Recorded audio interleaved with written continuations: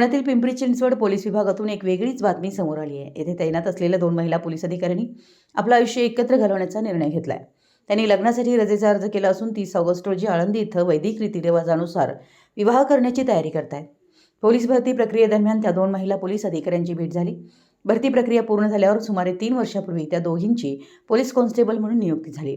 प्रशिक्षणानंतर त्यांनी काही काळ पोलीस मुख्यालयात सेवा बजावली आणि नंतर त्यांची शहरातील एकाच पोलीस ठाण्यात बदली झाली।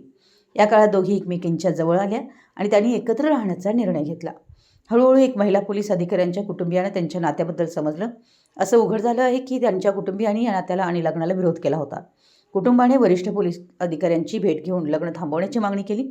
मात्र अधिकाऱ्यांनी ही वैयक्तिक बाब असल्याचं सांगून लग्न थांबवण्याऐवजी गरज भासल्यास समुपदेशनाची मदत देऊ केली। जोडप्यानं पोलीस ठाण्यात रजेचे अर्ज आणि लग्नाची निमंत्रण सादर केली। या प्रकरणात आणखी एक माहिती समोर आली की 2 महिला पोलीस अधिकाऱ्यांपैकी एकीने लिंग बदलाशी संबंधित वैद्यकीय उपचार सुरू केले असून ती मुंबईतील एका रुग्णालयात जाऊन आली आहे। या उपचाराचे आणि प्रस्तावित विवाहाचं कायदेशीर स्वरूप अस्पष्ट आहे। भारतात समलैंगिक संबंधांना गुन्हेगारी ठरवलं जात नाही, परंतु सध्या समलैंगिक विवाहांना कायदेशीर विवाहाचा दर्जा नाही। भारतात प्रौढांमधील परस्पर संमतीने होणाऱ्या समलैंगिक संबंधांना गुन्हेगारी ठरवलं जात नसलं तरी समलैंगिक जोडप्यांमधील विवाहांना सध्या वैधानिक मान्यता नाही। हा मुद्दा सर्वोच्च न्यायालयासमोर छाननीसाठी आला, ज्यात न्यायालयानं ऑक्टोबर 2023च्या निकालात समलिंगी जोडप्यांना विवाह करण्याचा कायदेशीर हक्क नाकारला। अशा विवाहांना मान्यता देण्यासाठी कायदा तयार करणं हे संसदेच्या अखत्यारीत येतं असं न्यायालयानं म्हटलंय। पुणे प्रतिनिधी, मराठी यस न्यूज।